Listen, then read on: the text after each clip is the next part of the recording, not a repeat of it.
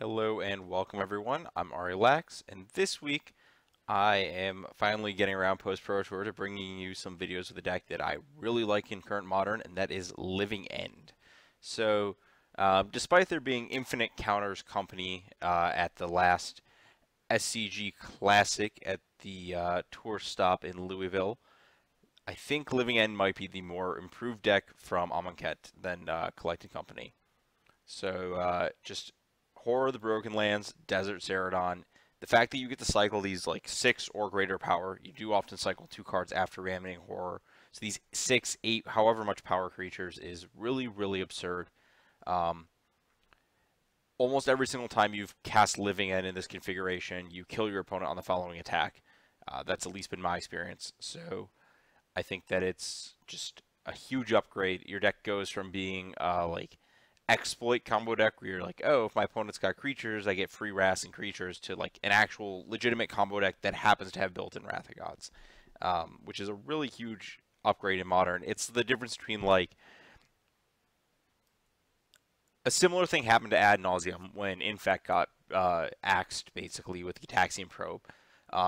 You see Ad Nauseam went from being a combo deck that like it had the exploit of having Angel's Grace if you're playing against other combo decks that wanted Angel's Grace to beat them. But now it's actually just like on pace and just incidentally has all this stuff. So I think that that's a similar upgrade that Living End received. So to talk through what's going on, lands, not a lot of fetches. Your life total kind of matters, just enough to make things work. And then a bunch of fast lands, a couple Grove of the Burn Willows to fight Death Shadow. I don't want a ton because giving your opponent life actually matters. I was talking about having these lethal one-shot Living Ends, and the additional 1 or 2 life actually is a pretty big difference. In terms of the engine, we have 4 Demonic Dread, 4 Violent Outbursts. I'm playing with 4 Living Ends, just because I think that there's just like this inconsistency aspect. Every time I've played with 3, just like it does happen, 2% of games or something like that. You draw a lot of cards in this deck, so I want to say like 1 in 50 or so games you just lose because all the Living Ends are in your hand. Whereas with 4, the odds of having all 4 is pretty much 0. It's like, let me remember. If it was like 1 in 50, 1 in 60, 1 in 70 to draw 2, probably close to 1 in 50. It's probably like 1 in a couple hundred to draw all 4, if I remember correctly. I did the math a while back, but it really significantly reduces the odds. Even though your cards get a little worse, like that you're drawing off the top, I think that that's fine. I don't think you need to churn as much as the old list because your cards are so much better now. Another way to mitigate that might actually be playing Kurizev's Expertise. So it's possible that like 3 Living End, Kurizev's Expertise or 2, and all the Cascaders is right. But I don't really want to dive into the Kurizev's world just yet. So in terms of other stuff, we've got a cut down on Simian Spirit Guides. This is based off a list I found online, a combination of a list by Budakov, the one-time Magic Online champion, and a list by Piccolo 002. Just like a bunch of aspects I liked. So I'm trying to cut on Spirit Guides. I don't mind it.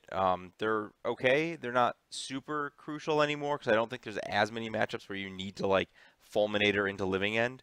Plus your deck just like kills them instead of having to destroy their lands. So I think that's fine. A couple Beast Withins. These are actually kind of more crucial than Fulminators because they give you a target for Demonic Dread. And let's see what else was key to this list. Trim on Deadshot Minotaur, which I think is pretty correct. It's just a 3-power creature in a world of 4 and 6-power creatures. Street Wraith is fine because it's a free 3-power creature instead of costing 1. It's the like Frogmite to the Curdape issue or something like that. And then a couple Archfiends. I don't know how good this card actually is, but I do want to give it a try. Cycling 2 is a cost, but I want to see if it comes up that I actually want the ability in any matchup. Flipping over to the sideboard. A bunch of ley lines. I've trimmed on Leyline of Sanctity because cycling to multiples is actually a cost. And unlike Leyline of the Void, there's not actually that many matchups where like having a Leyline of Sanctity is just like hard cold, they're dead, they're not playing Magic anymore. So I'm fine having less of this. It's possible that like the one of is the best number on that. A couple slaughter games against other combo decks. The format has slowed down enough that this is a good card against other combo decks, especially backed by Simeon. You're not dying on turn 3 to like infect that you can't slaughter games. A bunch of ingot chewers to blow up random artifacts, great card. Some ricochet traps against counters, and then the last Fulminator Mage just kind of made its way to the sideboard. So there's not a lot complicated going on with this deck. A lot of finicky, one in, one out decisions. Not a lot of cool tech. It's just good cards, great strategy, and I hope I get to show that off.